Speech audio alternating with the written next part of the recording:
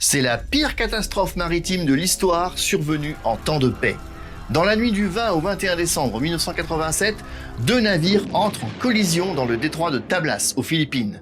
L'un des deux est un ferry de la compagnie Sulpicio Lines, l'autre, un supertanker transportant des hydrocarbures. Le choc déclenche un gigantesque incendie et les passagers du ferry se retrouvent pris au piège entre l'eau et les flammes. Un drame horrible qui fera plus de 4000 victimes et seulement une vingtaine de rescapés. Voici l'histoire effarante du Doña Paz, celui que l'on surnomme parfois le Titanic asiatique.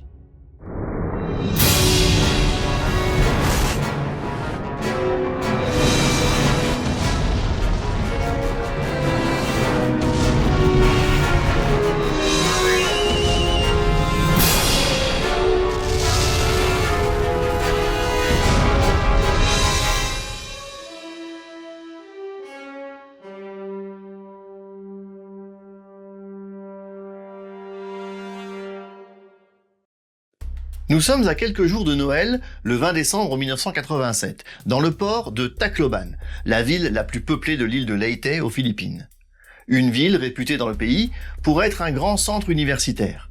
Et justement, ce jour-là, un grand nombre de personnes, en bonne partie des étudiants, se pressent pour embarquer à bord du Doña Paz. Le ferry de la Sulpicio Lines assure en effet la liaison avec la capitale, Manille, au nord de l'archipel. Et la plupart des passagers s'y rendent pour passer les fêtes de fin d'année en famille. C'est le moyen le plus économique pour gagner la capitale. Les billets se vendent à l'avance et partent comme des petits pains. Le Doña Paz est un navire déjà relativement âgé, qui n'a d'ailleurs pas toujours été un ferry. À l'origine, c'était un navire pétrolier japonais, le Himeyuru Maru, conçu en 1963 par la compagnie Onomichi Zosen. Revendu à Sulpicio Lines en 1979, il a alors été reconverti en ferry et peut accueillir à son bord jusqu'à 1520 passagers. Pourtant, le nombre de voyageurs qui affluent vers les passerelles d'embarquement ce 20 décembre 1987 est bien supérieur à ce chiffre. La compagnie est en effet très peu regardante sur les normes de sécurité et sur la capacité réelle du navire.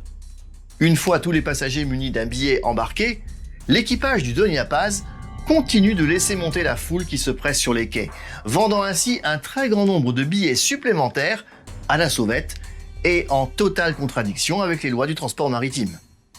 Au bout d'un moment, les passagers sont si nombreux que les derniers parviennent même à embarquer gratuitement. À bord, évidemment, c'est un véritable capharnaüm. Chacun s'installe tant bien que mal où il peut, on s'entasse dans les coursives, sur les ponts, partout où on trouve de la place. On croise des familles entières avec enfants et bagages, et même quelques militaires portant leurs armes en bandoulière, comme d'autres porteraient un sac à main. Dire que le navire est plein à craquer est un euphémisme.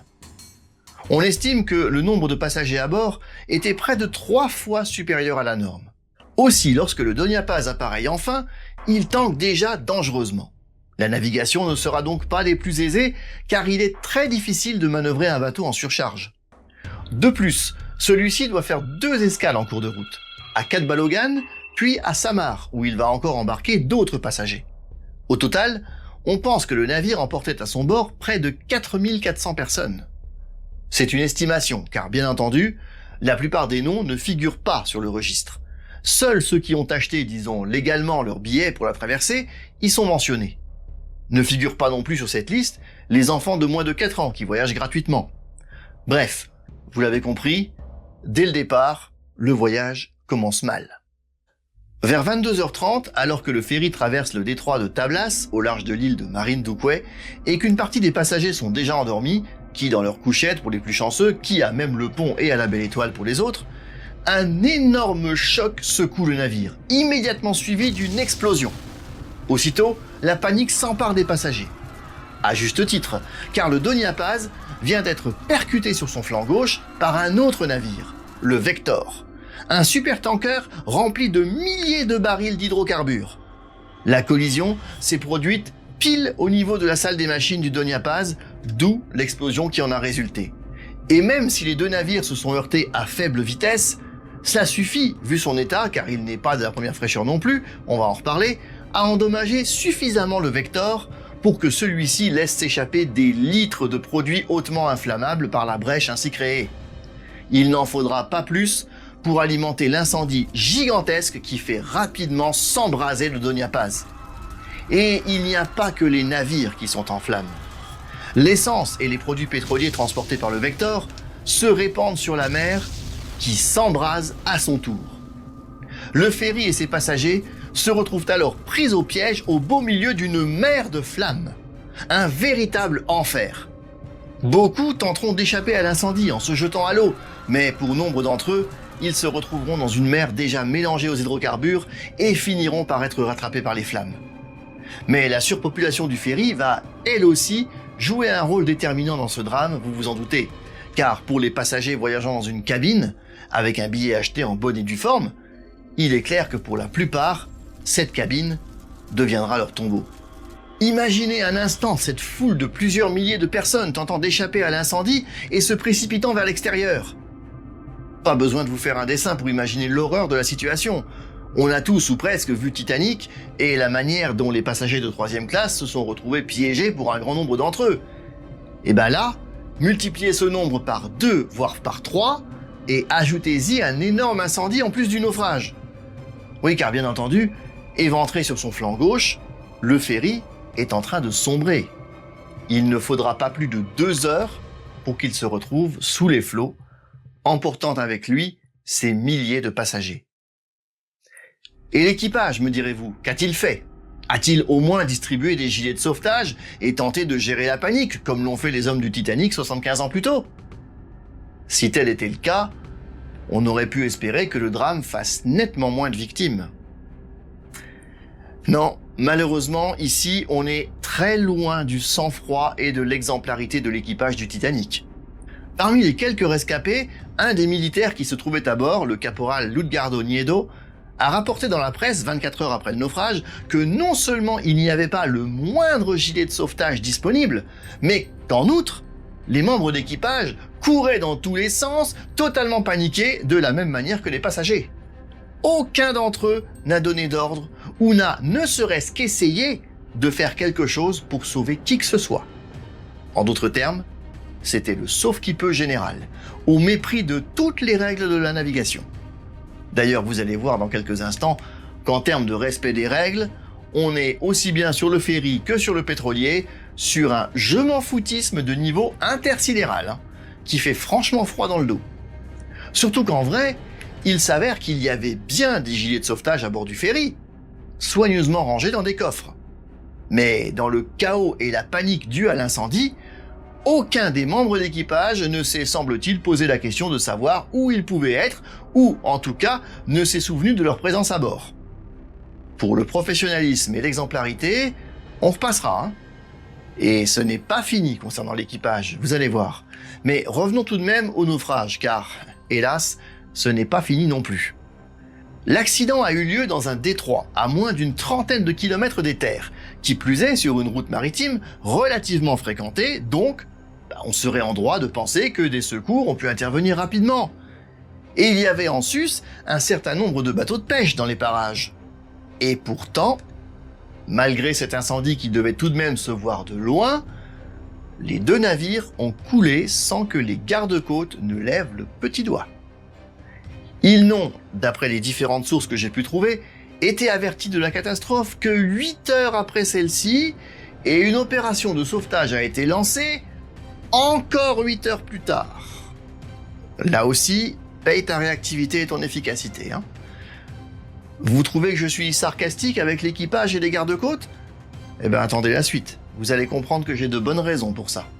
Heureusement pour les quelques passagers qui sont parvenus à échapper au naufrage, aux flammes, à la noyade et aux requins qui infestent les mers à cet endroit, ils ont pu être recueillis par un chalutier qui croisait non loin de là et qui a vu l'explosion, le Don Claudio.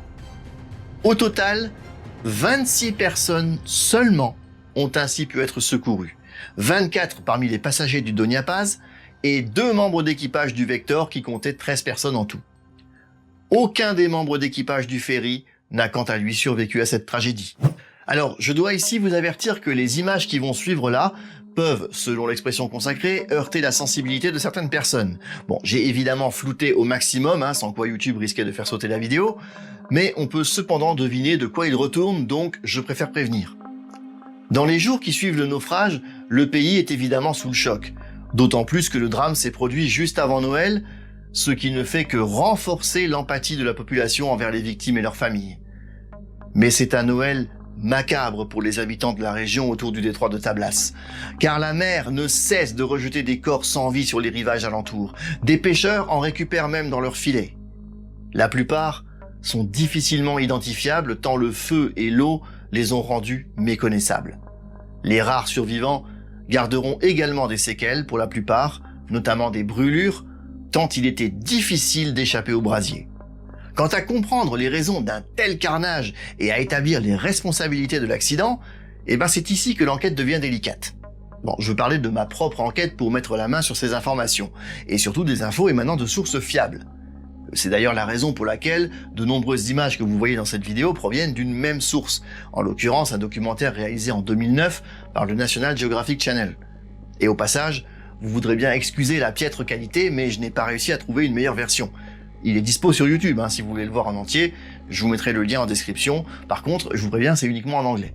Quoi qu'il en soit, il n'y a que peu d'infos disponibles issues d'une quelconque enquête officielle. Ce qui, à la lumière de ce qui va suivre, ne vous surprendra peut-être pas tant que ça. Évidemment, il y a plusieurs questions à se poser. La première étant de trouver l'origine ou les origines de la collision. On peut se douter qu'ici, le fait que le ferry ait embarqué un nombre de passagers 3 fois supérieur à la normale n'a pas grand-chose à voir dans le drame. Ça a surtout un impact sur le drame humain, puisque c'est ce qui a engendré un nombre élevé de victimes. Certes, la tragédie a eu lieu en pleine nuit, mais les navires sont équipés de signaux lumineux, sans parler de la radio. Enfin si, tiens, parlons-en de la radio justement. Parce qu'en l'espèce, il s'est avéré que celle-ci ne fonctionnait tout simplement pas à bord du Vector. Et c'est pas la seule chose qui n'allait pas sur ce navire. Navire, oui. Je devrais presque parler de rafio. Le Vector était en réalité tout juste en état de naviguer. Il était de plus très compliqué à manœuvrer, lui aussi. Alors, non pas en raison d'une surcharge comme le Donia Paz, mais à cause de son gouvernail. Celui-ci était dans un tel état qu'il fallait s'y mettre à 2 pour parvenir à le faire tourner. Vous imaginez, c'est comme si pour tourner le volant de votre voiture, vous aviez besoin de l'aide du passager. À niveau direction assistée, j'ai vu mieux. Résultat, le tanker naviguait pour ainsi dire en zigzag. Un coup à gauche, un coup à droite, un coup tout droit. Si bien que les signaux lumineux dont il était heureusement équipé, et qui, la nuit, permettent de savoir dans quelle direction se dirigent les navires, ces signaux changeaient en permanence. Cela n'aurait cependant pas dû empêcher le Donia Paz de le voir arriver, même si le tanker arrivait par sa gauche. Or, le Donia Paz n'a pas dévié de sa route. Apparemment, il n'a pas cherché à éviter le Vector. D'où la deuxième question, pourquoi ? Mais cette question, j'ai bien envie de la reformuler de la manière suivante. Y avait-il réellement quelqu'un à la barre du Donia Paz ? Ah oui, je sais, ça fait un peu y a-t-il un pilote dans l'avion, Sauf qu'ici, on n'est pas du tout dans un film des frères Zucker, Et si je pose la question dans ce sens, c'est pas censé faire rire, bien au contraire. Il y a de quoi frémir, oui. Le caporal Niedo a effectivement rapporté à la presse une phrase prononcée par un de ses collègues soldats, selon laquelle l'équipage au grand complet faisait la fête dans ses quartiers, juste avant la collision. Enfin, presque au grand complet. Oui, parce qu'ils avaient, semble-t-il, laissé à la barre un jeune apprenti, en formation. Écoutez, je sais que j'ai commis une erreur, je le reconnais. Ah oui, non, à ce stade-là, c'est plus une erreur, C'est carrément un comportement irresponsable, voire criminel en la circonstance. Je parle pas de l'apprenti, bien sûr, mais du commandant et de son équipage. Ceci dit, comme tout l'équipage a péri dans le naufrage, il est malheureusement impossible de savoir ce qui s'est réellement passé dans la cabine de pilotage du Donia Paz. L'apprenti a-t-il ou non vu arriver le Vector ? Est-ce qu'il a essayé de l'éviter ? On le saura jamais. Mais il est fort probable que non. Ou alors, il a tout simplement pas su comment réagir. Bon, vous l'avez compris, cette catastrophe est au bout du compte un véritable scandale à bien des niveaux. Un navire surchargé, avec 3 fois plus de passagers qu'il n'était censé en emporter. Un tanker dans un état déplorable, avec des instruments de bord défectueux, pour ne pas dire totalement HS. et un équipage complètement inconscient qui part faire la fête en laissant le stagiaire débutant seul à la barre, en pleine nuit, sur une route maritime très fréquentée. Ça fait beaucoup là, non? Oui, je sais, ce mème est usé jusqu'à la corde. Mais ici, j'étais franchement obligé de le mettre. D'autant que, oui, ça fait beaucoup. Mais ce n'est pas tout. Car en termes de scandale, il n'y a pas que ça. Dans les semaines et les mois qui ont suivi le drame, de nombreuses familles ont réclamé justice. Alors pas seulement pour obtenir une indemnisation ou la condamnation des éventuels responsables, qui, soit dit en passant, s'en sont apparemment sortis sans une égratignure. Mais surtout pour que ces derniers acceptent de reconnaître le nombre exact des victimes de la catastrophe. Car officiellement, il n'est fait mention pour le Donia Paz que des 1583 passagers et 58 membres d'équipage. Et ces passagers sont uniquement ceux dont les noms figuraient sur le registre officiel, autrement dit ceux qui avaient acheté légalement leur billet. Les enfants de moins de 4 ans pour qui la traversée était gratuite, et toutes les personnes embarquées de manière officieuse avec des billets vendus à la sauvette ne sont de fait pas comptabilisées. On a connaissance de leur existence uniquement parce qu'elles ont été signalées comme disparues après le naufrage par leurs proches et leurs familles. Et ces dernières n'ont pas franchement été aidées par les autorités, et notamment les gardes-côtes, qui ont affirmé que le navire n'était absolument pas en surcharge et qu'il n'y avait pas plus de 1600 personnes à bord. Curieux, me direz-vous? Ben pas tant que ça. Parce que les gardes-côtes sont justement censés vérifier et valider la liste des passagers de ces navires. Admettre que le Donia Paz avait embarqué 3 fois plus de monde que sa capacité maximale, c'eût été admettre une énorme négligence, pour ne pas dire une faute gravissime de leur part. Voire reconnaître qu'ils étaient parfaitement au courant de la situation et de ces pratiques illégales, mais qu'ils ont fermé les yeux. Ainsi, tout au long de l'enquête, les gardes-côtes et leurs avocats ont campé sur cette position. Et en termes d'indemnisation, les familles des victimes ont finalement reçu une somme de 4 000 $ en compensation pour chaque victime. Pour chaque victime officielle. Autrement dit, pour les 1583 passagers qui figuraient sur le registre. Tous les autres n'ont eu que leurs yeux pour pleurer dans cette histoire. En janvier 1999, un ultime rapport concernant cet accident a néanmoins fini par reconnaître qu'il devait y avoir approximativement 4342 passagers à bord du Donia Paz.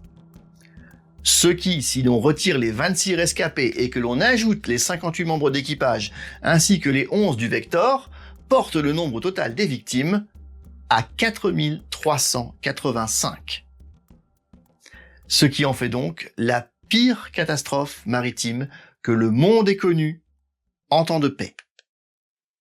En avril 2019, enfin, une exploration sous-marine sur les lieux du naufrage a rapporté pour la première fois des images des 2 épaves, notamment celle du Donia Paz, qui gît toujours par 500 mètres de fond à peine au milieu du détroit de Tablas, non loin de l'épave du Vector, et dans laquelle reposent sûrement encore plusieurs centaines, voire plusieurs milliers de victimes de cette horrible tragédie.